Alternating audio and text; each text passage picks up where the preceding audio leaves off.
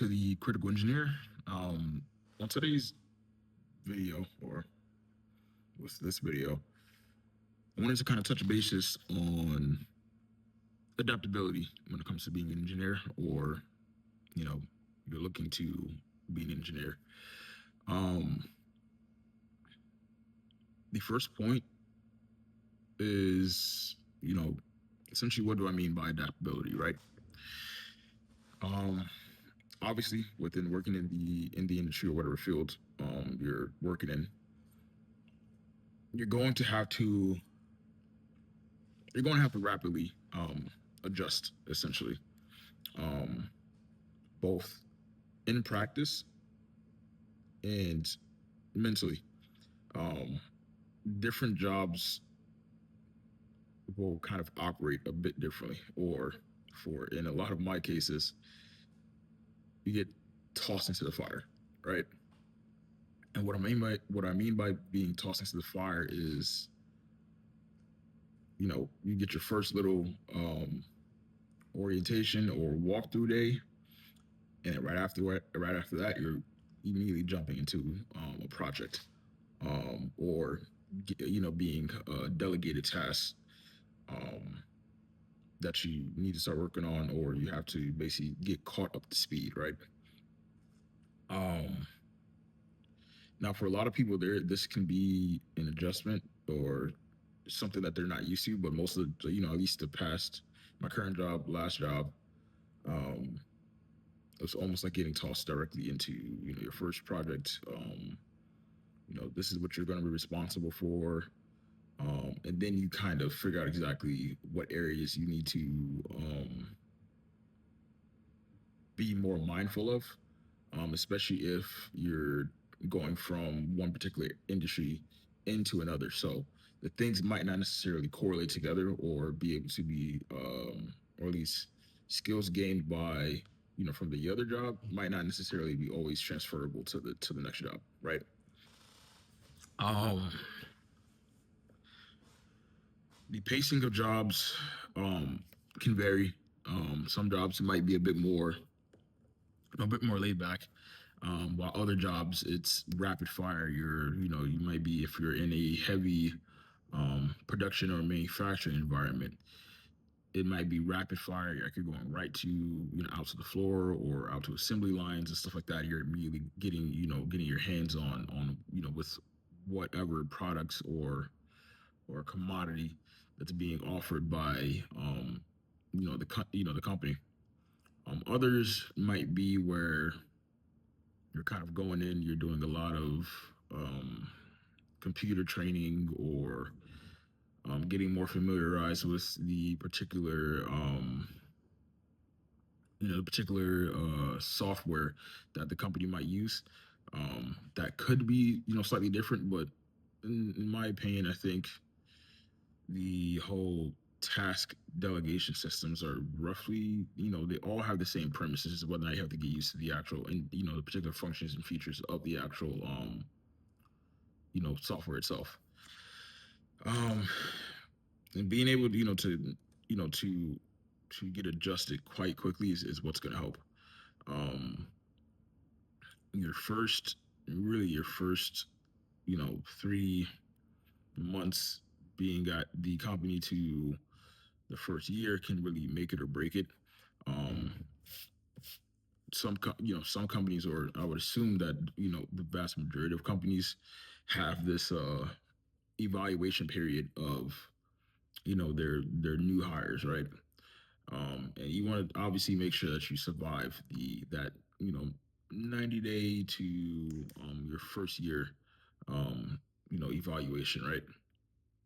Um,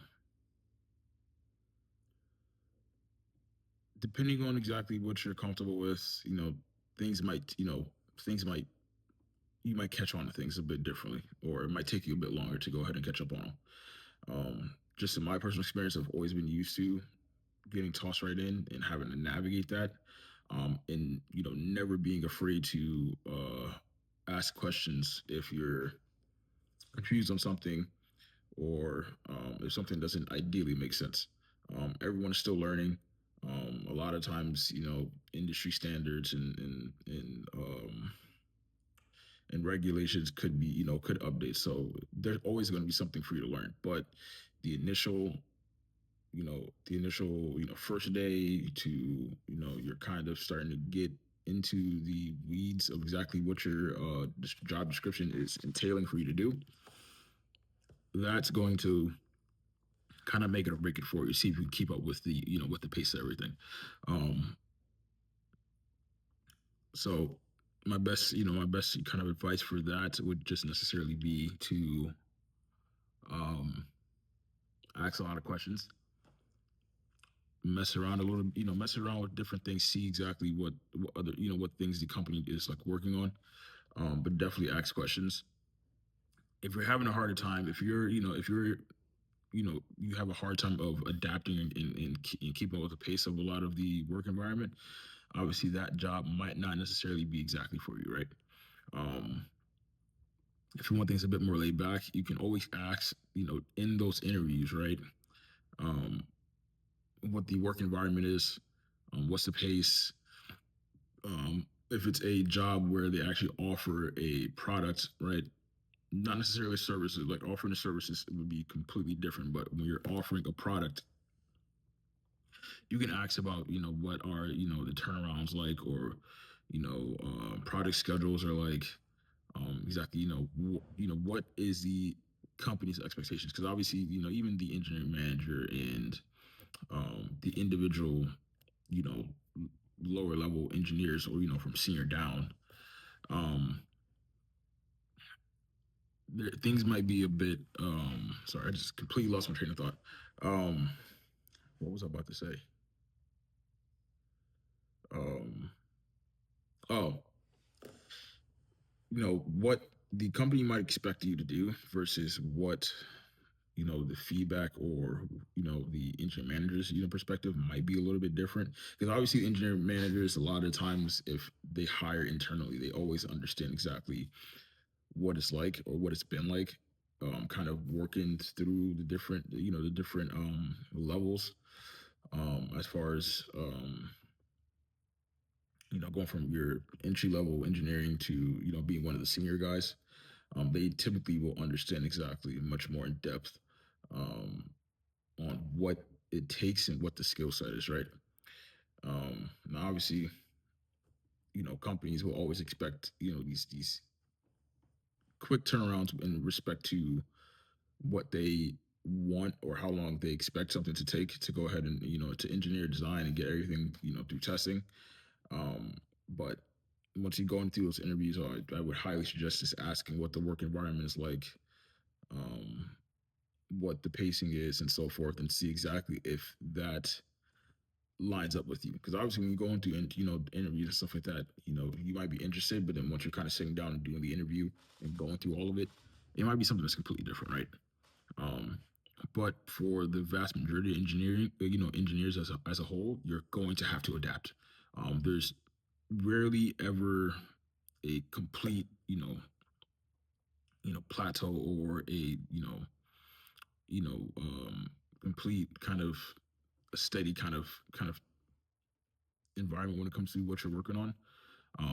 With things kind of advancing so much, and people expecting more, and all these things, you're going to be quickly rapid fire going through different iteration processes, trying to offer something new, or creating new products.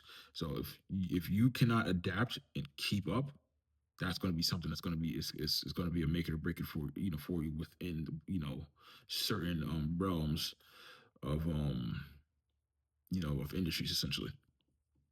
Um, and I guess I'm gonna take on a different on a different aspect of what I mean by adaptability, right? Um, which I already kind of touched bases, but hitting right back on it with the rapidly advancing technologies. Um, Iterative design processes um, can be a pain, with so many things being kind of introduced in, with within the markets of or the realms within engineering. Um, you will need to learn to adapt to the new thought processes, the new methods. Um, if there was something discovered to be a bit more efficient, you're going to need to be able to go ahead and be able to shift your brain, especially because there's some companies who operate very old school. Um, Essentially, like you have your boomer engineer or your just a Gen X. Yeah, your Gen X, your Gen X kind of those people who are in between the boomers and the Gen X. A lot of the times, like certain companies will operate very very old school. In which a lot of times you're gonna have to adapt because now you're expecting things to be a certain way, especially when you're going through school. Like the way the schooling was for them back in the day versus now, two different ends of the spectrum on exactly what they thought was the correct way to be an engineer, right? Um, but now with companies kind of taking leaps into new programs, new softwares, new processes. Um, some of you guys might be lucky to be able to be in a much more old-fashioned job where things aren't too automated, but at the same time, you will need to be able to shift your brain from being something that's old fashioned to going into something that's more new and more modern. Um, and you always need to be able to keep flipping those switches on like, okay, I can do things much more of a manual or analog basis. Um, or I can go ahead and switch over and now I'm using the same software, some of these other, newer companies or companies that are implementing newer technologies. Um, Being able to kind of flip in between is something that's always gonna I will always suggest is gonna be a good thing. Um, and I wouldn't always expect any companies to always operate the same. Um, Not a lot of them do, right? Um, Stuff can be transferable as far as skill sets and what you learned, or kind of like the organizational skills that you might develop, right? Those that particularly like the way you organize yourself always is going to be it's always going to be transferable, right? But exactly their thought process and not don't expect every company to actually operate the same exact way. Um, Whether it's delegating the task, their their testing validations, their design process as a whole. Some of these things can vary through the different companies. Now at the root, yes, you can say like they all have the same premise, right? But don't always go in automatically expecting that what you did at your last job is immediately going to go over. Um, because I think that will kind of bog you down and then make the adjustment a lot more painful in the sense of like your learning curve or your growing pains are going to be a bit larger or the learning curve is going to be a bit longer, right? Um, I think basically everyone will end up having some type of roadblock in a company that is like I can't get past this. Then at that point it's going to be up to you to whether it's to ask a lot of questions or um break down exactly where you're getting stuck at and then figuring out exactly how you're going to move forward past it. um and then going right into how to stay ahead of the curve. um a lot of times you can keep up with the newer different technologies that are going on. What softwares, if it's publicly available information, which softwares are being used across the board. um there's a couple of different platforms. um I'll have to probably dig into and make sure that it's just the same. But I know a couple of ones that we're currently using is similar to some other companies. Um, but other companies, like I said, will have their own customized, their own custom, softwares that they use. Things you're gonna he's sleep. Um, Dog's knocked out, but um, you know, each company does things slightly different. So I would say always expect those changes or expect that something might not exactly line up. But the sooner you're able to switch your brain right over and adapt to it, the better. Um, I don't know if I could remember any. Huh. Oh, okay. I guess so. I'll talk about it in like one of my jobs where the position I had, the previous guy who had the job essentially was only there like was only there for not too long. Um, so when I took over for him, um, basically it was a new guy learning from a new guy, even though he's been with the company for some time, but in that position, he was still new because the original guy, passed unexpectedly. So they had to like basically shove somebody into that position and have him learn his own thing. Even though he learns a couple things off the guy, because I think he might have been on the verge of retiring, but he wasn't able to get fully trained in that position. So then when I came in and he was switching over to a different position, now it's like, okay, there's a fresh engineer being taught by another fresh engineer, within respect to that position, who had to learn things on his own. And then I had to go ahead and take whatever I could from him and then teach myself essentially. Um, which came with a lot of trial and errors. Obviously learning things on your own, is a pain. It's a pain, but it's also rewarding once you start figuring out exactly what you need to do. Um, but I just had to, at that point, really just suck it up, get it done, try to ask questions if we can, and if we have to ever like, especially if there's any programs that were dedicated outside, or at least it was designed outside, it's not something that's native to the actual company itself. I was always able to go ahead and contact them and be like, hey, um, I need help with this, so and so. And now for all the other companies wise, there's nothing. I don't think there's too much of a huge learning curve. Obviously, it was for one when I was dealing with ANSYS a lot. Which if people don't know what ANSYS is, it's a finite element analysis tool. Basically, you run simulations essentially. You can map out, 3D, these parts or, whatever your solid models or your 3D design models and convert them over into another program called ANSYS, which is quite well known for a lot of people who are in or taking the mechanical engineering as a major. They might even currently use it now. Um, there's two different ANSYS that which was one I was like wasn't too familiar with. And the other one was like your regular ANSYS fluent versus the one I was getting adjusted to was ANSYS mechanical. Um, that took some time to get adjusted to because that it's a much more of a analog, it's more of an input base as far as like code, typing out codes essentially or shortcuts to basically do a particular analysis, right?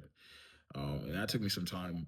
They give you the training once, when I was there, and then you go ahead and you start to kind of do your work, but I still always ask a question. So it took me a little bit to get fully adjusted to everything. Take notes on certain stuff if things are a bit different. Um, but, excuse me. Um, things can be a bit challenging sometimes when it comes to trying to adapt to the new work environments or the new industry, especially if you're going from dealing with, say aerospace, and then you completely go from aerospace and now you're in automotive. Now, sometimes the programs might be similar, but how you apply that and the way they have developed their standards to doing the work could be different.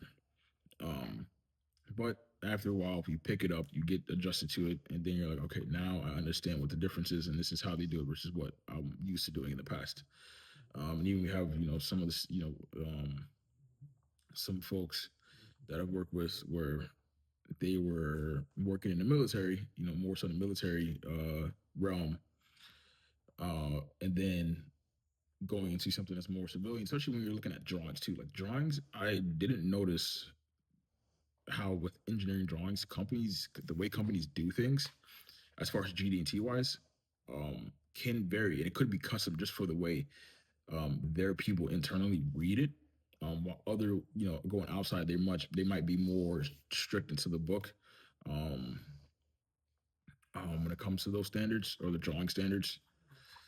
But you're going to find these little details, right? You're going to find a little bit. of things that might really kind of, piss you off essentially, or might kind of scratch that, the back of your brain kind of thing. Um, but you learn, you grow, you would kind of just take it at your own pace, but be mindful that even if your job environment's a bit laid back and you're still new, still do your best to go ahead and focus on exactly how you can keep, catch up and adapt pretty well. For some people who are transferable between the same industries, um, you might not have the same issue. But if you're completely changing an industry, um, it could be there could be some challenges to be, to be faced, right? Um, I don't know if there's anything else I wanted to discuss. 'Cause adaptability was something that just popped up in my head, and I was like, that's something that every engineer is going to pick up the skills to be able to adapt to. Um, and honestly, I didn't want to make this video a bit too long, because it was straightforward kind of topic ish. Hopefully, I didn't loop back. I'm going to listen to this, um, after I stop recording and see exactly if I loop back to anything. If it stays the same, if this is still in this video, I didn't edit this out. But if it's not in the video, I definitely edited and saw it was cringe. So like, comment, subscribe. Um, Fucking feel free to roast me in the in the comment sections. I don't care. I'm looking for the engagement. I'm looking for the interactions. If there's anything you would like me to particularly discuss, um, I'll be reading the comments. It's not a lot of you guys right now, so manageable, right? Straight up manageable. So let me know if there's anything you want me to talk about. Feel free to. I'll probably put something in like the whatever community post or something like that.